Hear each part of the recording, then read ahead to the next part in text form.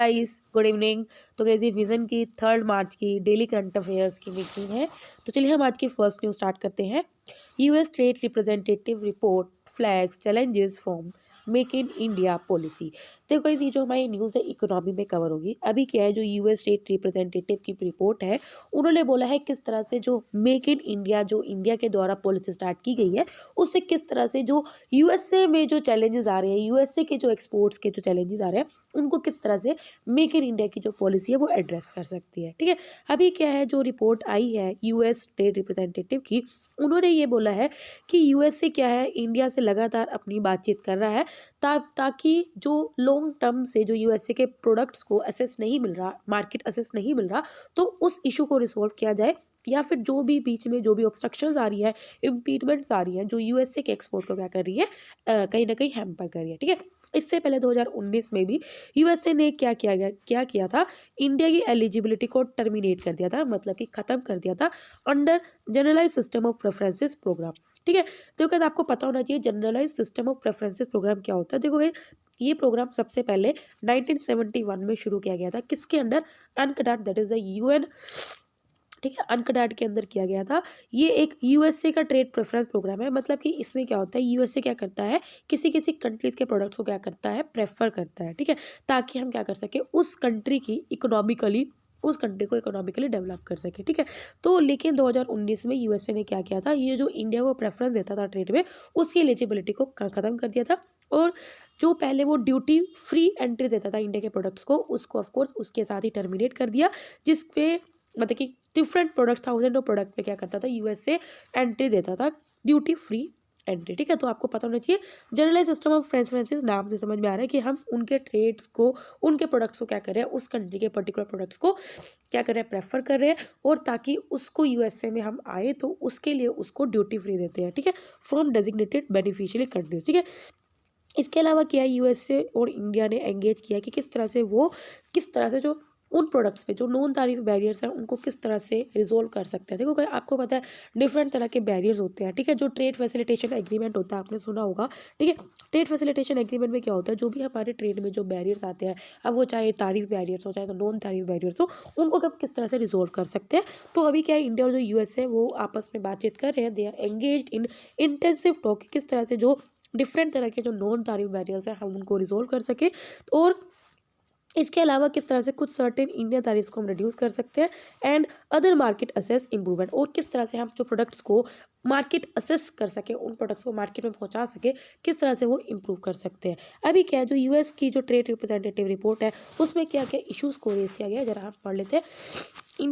India ने focus किया है कि किस तरह से हम मेक इन इंडिया कैंपेन के थ्रू क्या कर सकते हैं, इंपोर्ट्स को क्या कर सकते हैं, सब्सिट्यूट कर सकते हैं। मतलब कि हम क्या चाहते हैं, उन प्रोडक्ट्स को अपने इंडिया में बना के क्या कर सके, जो इन प्रोडक्ट्स हम इंपोर्ट करते हैं उनको सब्सिट्यूट कर सकते हैं। इसके अलावा इंडिया का जो डिजिटल सर्विसेज टैक्स है, जो 2% इक्वलाइजेशन लेवी, ये इंडिया ने स्टार्ट किया ताकि हम क्या कर सके। आपको पता है इक्वलाइजेशन लेवी एक तरह का डायरेक्ट टैक्स है, जो हम मेनली किस पे लगाते हैं, जो फॉरेन की जो कंपनीज होती हैं, जो इंडिया में क्या कर रही है, इंडिया में उनका फिजिकली क्या है, मतलब कि फिजिकली प्रेजेंट नहीं है, लेकिन इंडिया में क्या है, वो सर्विसेज प्रोवाइड करती है, तो इसलिए उन पे 2% इक्वलाइजेशन लेवी लगा रखी है।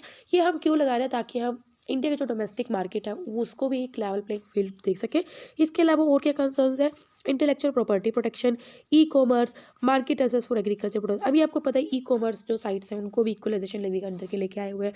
ठीक है, अभी क्या है, इंडिया ने इसके अलावा मेंटेन किया है कुछ स्कीम, जैसे आत्मनिर्भर भारत, ठीक है, मेक इन इंडिया। ठीक है, ताकि हम क्या कर सके, इंपोर्ट्स को सब्सिट्यूट कर सके, और साथ में हम इंडिया को भी क्या कर सके, रीबिल्ड कर सके, और इंडिया की जो मैन्युफैक्चरिंग है उसको हम रिस्ट्रक्चर कर सके। ठीक है, पहले मेक इन इंडिया था, उसमें भी यही था कि हमें क्या करना है, इंडिया में ज़्यादा से ज़्यादा प्रोडक्ट्स को बनाना है, और आत्मनिर्भर भारत का भी अल्टीमेटली एम यही है कि हम क्या कर सके, इंडिया में ज़्यादा से ज़्यादा प्रोडक्शन करें, ताकि हम इंपोर्ट्स पे डिपेंडेंसी अपनी रिड्यूस करें। ठीक है, अभी क्या जो मेक इन इंडिया आपको पता है, जब मोदी जी आए थे 2014 में लॉन्च किया गया था, ताकि हम इंडिया को ट्रांसफॉर्म कर सके into a global design and manufacturing hub. इसके अलावा कोविड-19 के ड्यूरिंग आप सबको पता है, ताकि हम सेल्फ सफिशिएंट बन सके, तो आत्मनिर्भर भारत अभियान को लॉन्च किया गया 2020 में। ठीक है, तो गाइस आई होप आपको समझ में आ रहा होगा। नेक्स्ट न्यूज़ है, India presses for waiver of TRIPS, that is the trade related aspects of intellectual property rights proposals at WTO। ठीक है, तो इंडिया ने कुछ बोला है कि जो ट्रेड रिलेटेड जितने भी इंटेलेक्चुअल प्रॉपर्टी राइट्स है उन पे कुछ वेवर करना चाहिए, कुछ उन पे माफ़ी देना चाहिए, ऐसा प्रपोजल रखा है WTO पे।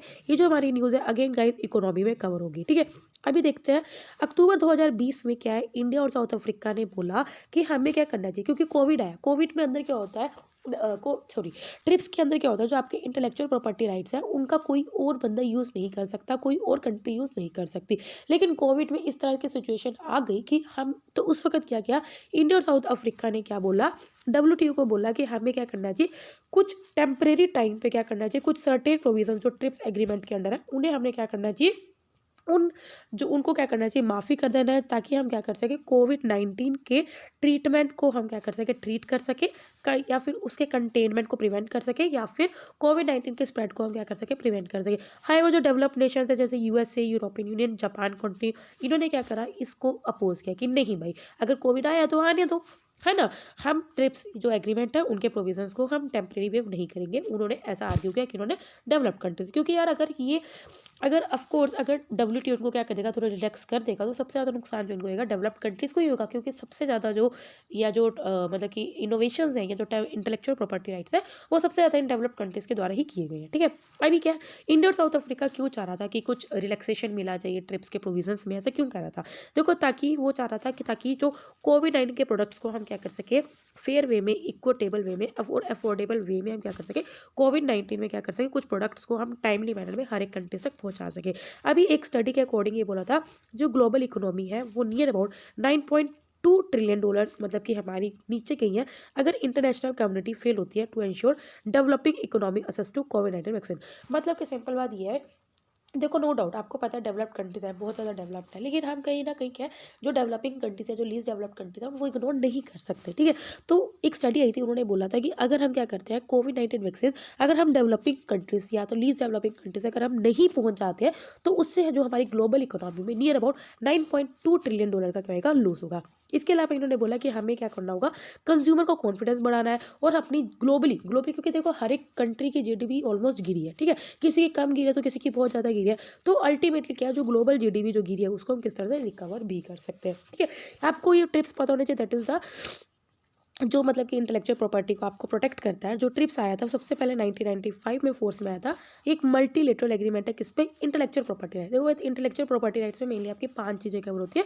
एक तो जो आपके कॉपी राइट्स होते हैं, जो इंडस्ट्रियल डिज़ाइंस होते हैं, जैसे मारुति सुजुकी का डिज़ाइन हो गया, होंडा का अलग डिज़ाइन हो गया, हुंडई का अलग डिज़ाइन होते हैं, तो ये एक तरह के क्या होते हैं, इंडस्ट्रियल डिज़ाइन हो गए। ठीक है, पेटेंट्स हो गए, या फिर आपके कुछ प्रोटेक्शन ऑफ अनडिस्क्लोज इन्फॉर्मेशन या ट्रेड सीक्रेट, तो इन सबको क्या करता है, प्रोटेक्ट करता है। ठीक है, इसमें कुछ सर्टेन फ्लेक्सिबिलिटी हमने दे रखी है, मतलब कुछ डेवलपिंग कंट्रीज और लीस्ट डेवलप्ड कंट्रीज को हमने कुछ फ्लेक्सिबिलिटी प्रोवाइड की हुई है कि वो ट्रिप्स के कुछ नॉर्म्स को क्या कर सकते हैं, यूज़ कर सकें, ताकि वो अपनी पब्लिक पॉलिसीज अपने सोशो इकोनॉमिक मतलब कि अपनी कंट्री में सोशल इकोनॉमिकली डेवलप कर सकें। ठीक है, इसके अलावा जो दोहा डिक्लेरेशन आया था ट्रिप्स एग्रीमेंट पे पब्लिक हेल्थ पे, ये कब आया था, 2001 में आया था, जिन्होंने ये बोला था कि जो ट्रिप्स एग्रीमेंट है वो, लेकिन देखिए पब्लिक अगर हेल्थ इमरजेंसी आ जाए तो उसको प्रोटेक्ट करने के लिए हम क्या करेंगे, जो ट्रिप्स के एग्रीमेंट हैं उसको हम क्या कर सकते हैं, थोड़ा सा रिलैक्स कर सकते हैं। तो अभी कोविड आया तो इसलिए बोला था कि ट्रिप्स के जो एग्रीमेंट है उनको थोड़ा सा रिलैक्स किया जाए। ठीक है, नेक्स्ट न्यूज़ है प्राइवेट जॉब रिजर्वेशन लो इन हरियाणा वरीज कंपनीज। ठीक है,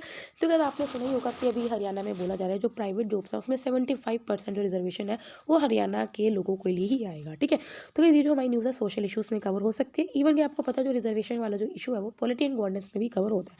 ठीक है, अभी क्या है, ये जो बिल आया है उसका नाम क्या है, Haryana state employment of local candidate bill 2020 में आया था, जिसके अंदर क्या है, जो 75% जो न्यू जॉब्स है उन्हें रिजर्व की जाएगी, किसके लिए, लोकल कैंडिडेट्स, मतलब कि जो हरियाणा के जो लोकल कैंडिडेट्स हैं या जो बच्चे हरियाणा डोमिसाइल रखते हैं उनके लिए 75% रिजर्व होगी, किस पे, ओनली प्राइवेट कंपनीज में, जिनकी सैलरी अप टू 50,000, मतलब कि नॉट ऑल, हर एक जॉब के लिए नहीं, सिर्फ जिन जॉब्स में जिनकी सैलरी 50,000 रुपये तक की है उस सैलरी के लिए जो 75% जॉब है वो हरियाणा के कैंडिडेट्स के लिए रिजर्व होगी। ठीक है, इससे क्या होएगा, अगर कोई इस एक्ट का वायलेट करता है, कोई भी प्राइवेट कंपनी अगर इस एक्ट को वायलेट करती है तो ऑफकोर्स उसे पेनल्टी प्रोवाइड करनी होगी। ठीक है, इसके अलावा एक ऐसा सेम ही बिल आंध्र प्रदेश ने भी पहले पास किया गया था, जो अभी हाई कोर्ट में कहीं ना कहीं पेंडिंग पड़ा। ठीक है, हमने शायद उस वक्त भी पढ़ा था जब आंध्र प्रदेश ने इस तरह का सेम बिल क्या किया था, पास किया था। अभी क्या है, इस बिल्स की डिमांड इसलिए हो रही है क्योंकि आपको पता है अनएम्प्लॉयमेंट बहुत ज़्यादा बढ़ रही है, ठीक है। और एग्रीकल्चर आपको पता है हरियाणा पंजाब मेनली एग्रीकल्चर से ही चलता है, ठीक है।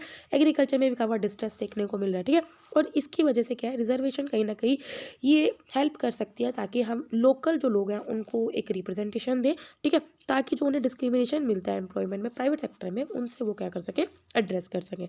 अभी क्या है, इस बिल के क्या कंसर्न है, देखो सबसे पहले क्या है, ये आर्टिकल 14 को वायलेट करेगा जो राइट टू इक्वलिटी बोलते हैं, और आर्टिकल 16 जो कि राइट टू एम्प्लॉयमेंट या फिर इक्वल अपॉर्चुनिटी की बात करता है उनको क्या करेगा, वायलेट करेगा। इसके अलावा आपको पता है आर्टिकल 16 है वो स्टेट गवर्नमेंट को पावर नहीं देती लेकिन पार्लियामेंट को पावर देती है कि अगर उन्हें जॉब्स में रिजर्वेशन प्रोवाइड करनी है on the basis of residence, but वो भी एक लिमिटेड होते हैं पब्लिक सेक्टर तक। मेरी बात आपको समझ में आई।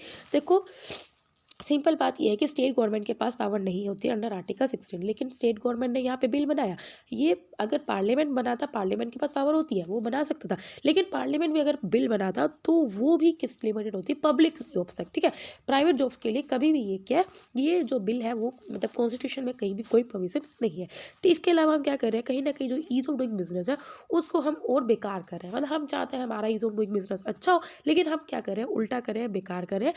इससे क्या होएगा, एम्प्लॉयमेंट मतलब कि नहीं बढ़ पाएगी, क्योंकि जो बिग फर्म से जो कंपनीज है वो क्या करती है, दूसरी अदर स्टेट्स में क्या होती रहती है, माइग्रेट होती रहती है, ठीक है। लाइक कोई कंपनी ने अपनी ब्रांच किसी और स्टेट में खोल ली, ठीक है, तो इससे क्या होएगा, इससे अनएम्प्लॉयमेंट कहीं ना कहीं इंक्रीज हो सकते हैं। इसके अलावा क्या होगा, कुछ नेगेटिव स्पिल ओवर इम्पैक्ट हो सकता है। मतलब कि आपको पता जो एग्रीकल्चर सेक्टर है वो मेनली लेबर पे डिपेंड होते हैं। आपको पता ही है जो से हरियाणा पंजाब में हो गया, तो वहाँ पे जो मैक्सिमम जो लेबर्स होती है वो बिहार या फिर यूपी ईस्ट वगैरह की होती है, ठीक है। तो ईस्टर्न स्टेट्स की लेबर से सबसे ज़्यादा डिपेंड होती है। इसके अलावा वो भी इफेक्ट होगी। इसके अलावा जो हाउसिंग रेंटर्स है, जो लोकल पीपल जो अर्न करते हैं, स्मॉल रेस्टोरेंट से अर्न करते हैं, होटल्स, रिटेलर, वो सब पे इम्पैक्ट होगा। मतलब कि आप सोचो अगर हरियाणा का मान लो गुड़गांव एरिया है, ठीक है, गुड़गांव में क्या है, कोई बंदा कहीं से बाहर से आके रह रहा है तो वो क्या करेगा, अपने पीजी में ले आता है, ठीक है।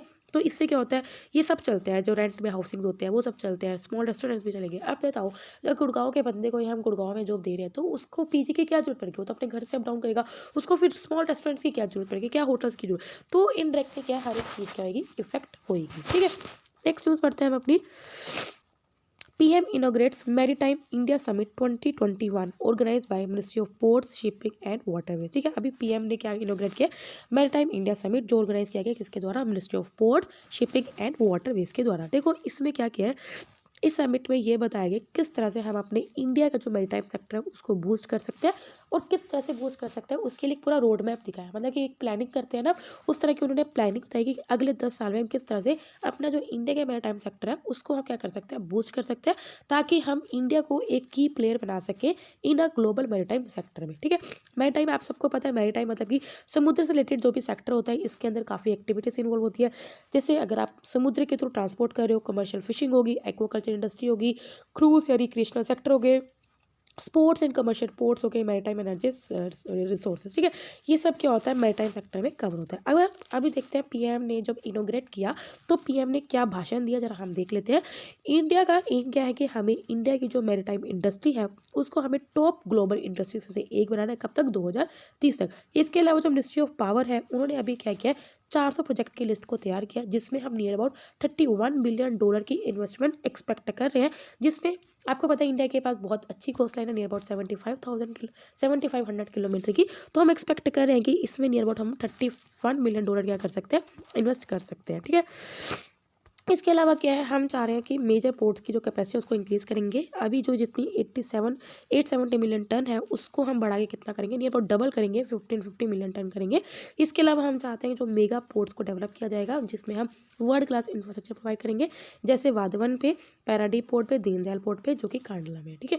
इसके अलावा हम फोकस करेंगे डोमेस्टिक शिप बिल्डिंग, मतलब कि हम चाहते हैं कि इंडिया में हम शिप बिल्डिंग को ज़्यादा से ज़्यादा क्या कर सकें, बिल्ड करें, और शिप रिपेयर मार्केट में। इसके अलावा पीएम ने अभी लॉन्च किया है सागर मंथन mercantile marine domain awareness centre, जो कि एक इन्फॉर्मेशन सिस्टम है कि किस तरह से हम अपनी जो सेफ्टी है या जो सिक्योरिटी है उसको हम एनहेंस कर सकते हैं, अपने जो सर्च एंड रेस्क्यू कैपेबिलिटीज़ हैं उसको इंक्रीज़ कर सकते हैं, और जो भी सिक्योरिटी है, मैराइन इन्वायरमेंट प्रोटेक्शन ना उसको हम किस तरह से अच्छा कर सकते हैं। इसके अलावा क्या है, apart from tracking Indian vessel globally, ये क्या करेगा, आप फॉरेन वेसल्स को भी ट्रैक करेगा। मतलब कि अभी क्या करते हैं, हम क्या करते हैं, सिर्फ हमारी जो इंडिया की जो शिप्स हैं, जो वेसल्स हैं, हम सिर्फ उनको ट्रैक करते हैं। लेकिन इसके अलावा क्या करेगा, अब हम जो किसी और कंट्री की वेसल्स हैं उनको भी ट्रैक कर सकते हैं जो इंडिया की कोस्ट लाइन से 1000 किलोमीटर के डिस्टेंस पे होगी। ठीक है, तो आई होप आप सबको समझ में आ रहा होगा। नेक्स्ट न्यूज़ पे पढ़ते हैं हम अपनी।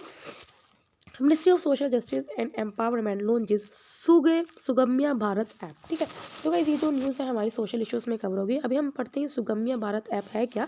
अब आपके लिए सबसे इंपॉर्टेंट क्या होगा कि ये किस मिनिस्ट्री ने लॉन्च की गई है, तो ये आपको पता होना चाहिए। It is launch by Ministry of social justice and empowerment. ठीक है, तो सुगम्या भारत ऐप है, ये एक मोबाइल ऐप है ताकि हम क्या कर सकें, जो हमारे असेसिबल इंडिया कैंपेन के जो 3 पिलर्स हैं उसको आप किस तरह से क्या कर सकते हो, असेस कर सकते हो।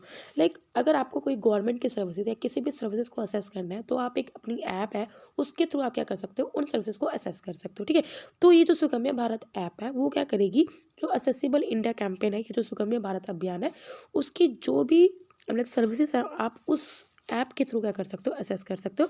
It is a crowd sourcing mobile app, it is a means for sensitising and enhancing accessibility in the 3 pillars of accessible India campaign. अब वो 3 पिलर्स कौन से असेसिबल इंडिया कैंपेन के, सबसे पहले हम एनवायरमेंट असेसिबिलिटी को बिल्ड करना, ट्रांसपोर्टेशन एंड सिस्टम असेसिबिलिटी और information and communication ecosystem accessibility. ये ऐप क्या करेगी, देखो ये ऐप करेगी कि जो लोगों को बोलेगी कि आप अपनी जो डिसेबिलिटीज़ है, इवन के जो एल्डरली हैं उनको बोलेगी आप क्या करो, जो भी आपकी जो प्रॉब्लम्स है, मतलब कि कहाँ पे आप असेस नहीं कर पा रहे हो, कौन सी सुविधा का आप फ़ायदा नहीं उठा पा रहे हो, उसको रजिस्टर करो।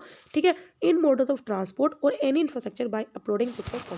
मतलब कि कहाँ पे आपको दिक्कत आ रही है, सिंपल बात ये है कि कौन सी सर्विस को आप असेस नहीं कर पा रहे हो, चाहे आप एल्डरली हो, अगर आप 60+ हो, ठीक है, या फिर जो लोग क्या है विकलांग, मतलब कि जो डिसेबल्ड पर्सन है उनके लिए स्पेशली है कि उनको क्या दिक्कत आ रही है। मतलब कि अगर वो ट्रांसपोर्ट में दिक्कत आ रही है, मतलब कि आपको पता है बसेस में चढ़ते हैं तो थोड़ी सीढ़ियाँ ज़्यादा होती हैं, ठीक है, उतरने की चढ़ने की दिक्कत होती है, या कहाँ इंफ्रास्ट्रक्चर है आपको पता है, अगर आपको किसी गवर्नमेंट ऑफिस में जाना है तो वहाँ पर भी सीढ़ियाँ हैं या फिर मतलब कि उनके अकॉर्डिंग प्लेटफॉर्म नहीं दिया गया है। ठीक है, तो कहाँ पर आपको इंफ्रास्ट्रक्चर में कहाँ दिक्कत आ रही है, ट्रांसपोर्ट में कहाँ दिक्कत आ रही है, इस रिलेटेड जो प्रॉब्लम्स है वो आप इस ऐप में क्या कर सकते हो, रजिस्टर कर सकते हो। ठीक है, और उस पर क्या करना है, अपनी पिक्चर्स को अपलोड करके, इससे क्या होगा, उनको कुछ इन्फॉर्मेशन भी वो रिसीव कर सकते हैं on accessibility related issue through its app. इस ऐप के थ्रू अब जो इन्फॉर्मेशन है वो भी रिसीव कर सकते हैं। ठीक है, अब थोड़ा हम ये पढ़ लेते हैं तो सुगम्य भारत अभियान है क्या। ये department of empowerment of person with disability के द्वारा इस अभियान को स्टार्ट किया गया था।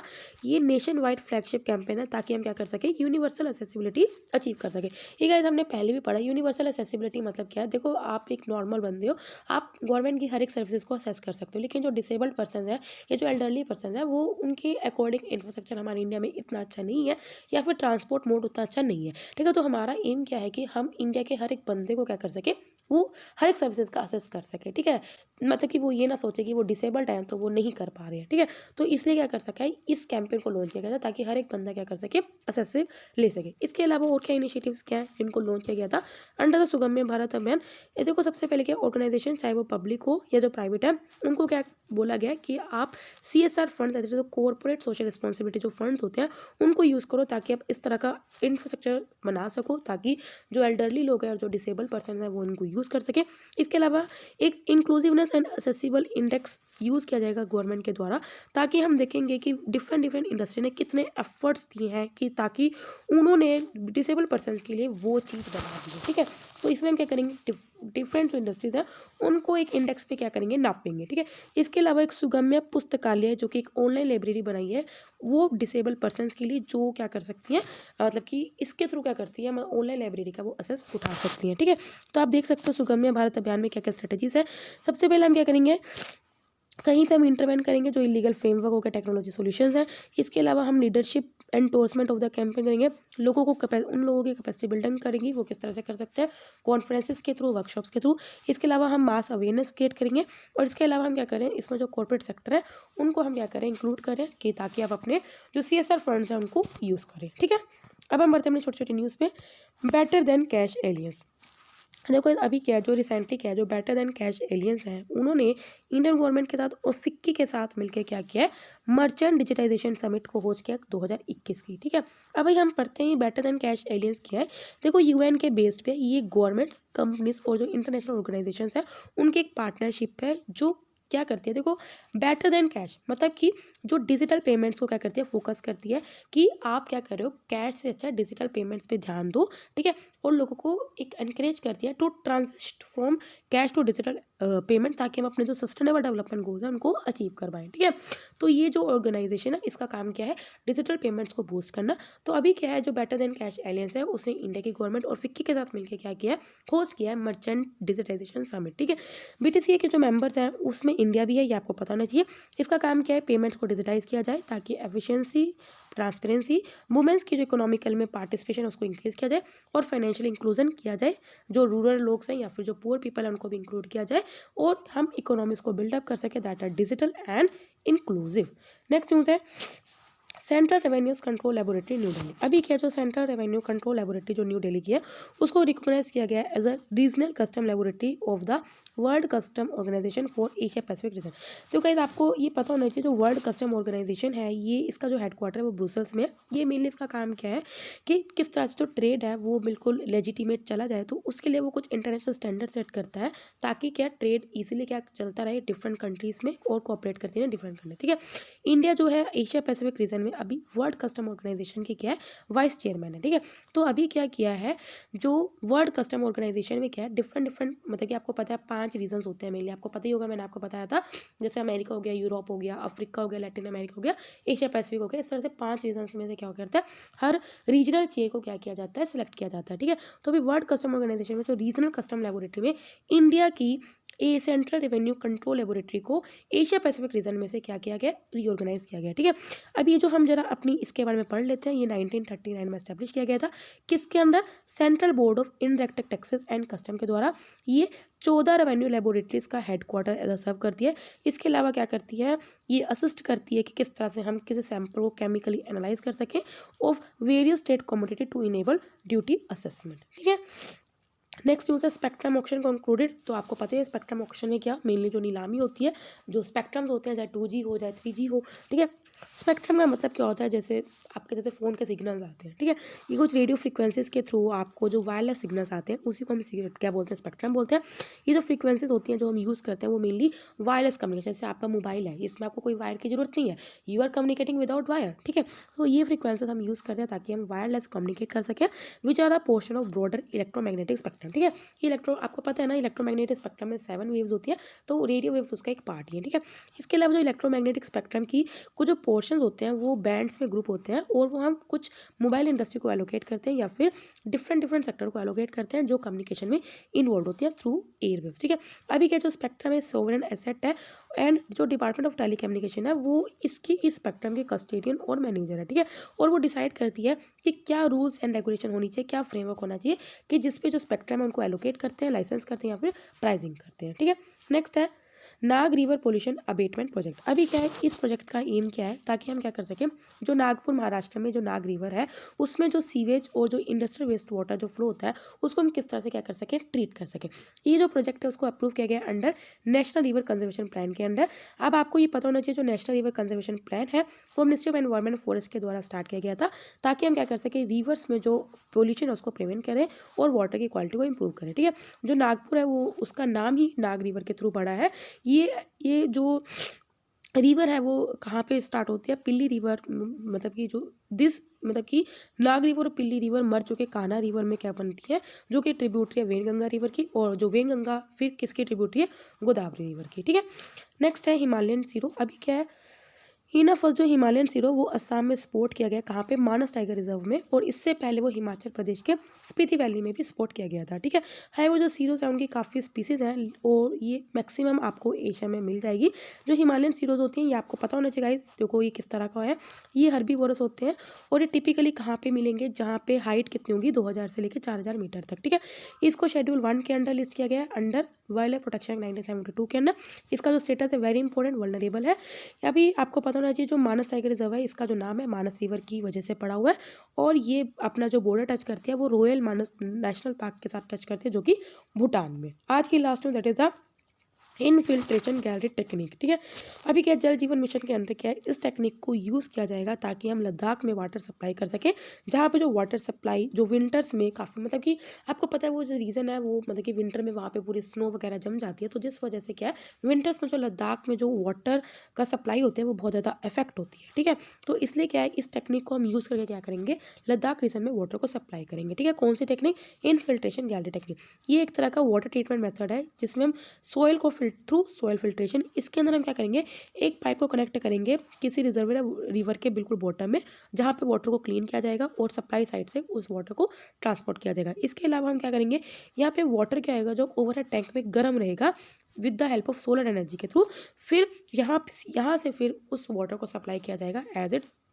Schedule time. देखो गाइस कल क्या था, देखो इवन की मेरे पास एक क्वेरी भी आई थी, इवन मैं खुद उसमें क्या थी काफ़ी कंफ्यूज थी कि यार ये ब्यूरो ऑफ इंडियन स्टैंडर्ड्स तो लिटरली एक मतलब कि क्वालिटी स्टैंडर्ड है, तो एक रिपोर्ट कैसे हो गई। तो आपने कल पढ़ा होगा, हमने इवन शॉर्ट न्यूज़ में पढ़ा था, उसमें एक न्यूज़ था title bureau of Indian standards, उसको इनकरेक्टली मेंशन किया गया था। इसका जो करेक्ट टाइटल था वो था words for cotton fishes report. तो गाइस ये words for cotton fishes report है जो world wide fund for nature के द्वारा क्या किया और अदर कंजर्वेशन एजेंसीज के द्वारा क्या किया गया है उसको पब्लिश किया है। तो ये यहाँ पे करेक्ट कर लेना, बिकॉज मैं खुद कल थोड़ा वहाँ कंफ्यूज हो गई थी कि एक्चुअली व्हाट ये हो क्या रहा है। ठीक है, तभी जब आज आपका कमेंट आया तो मैं आपका रिप्लाई नहीं कर पाई। ठीक है, तो गाइस यहाँ पे हमारी वीडियो कंप्लीट होती है। अगर आपको लेक्चर पसंद आए तो लाइक करना, कोई डाउट हो कमेंट करना, तब तक बाय बाय टाटा।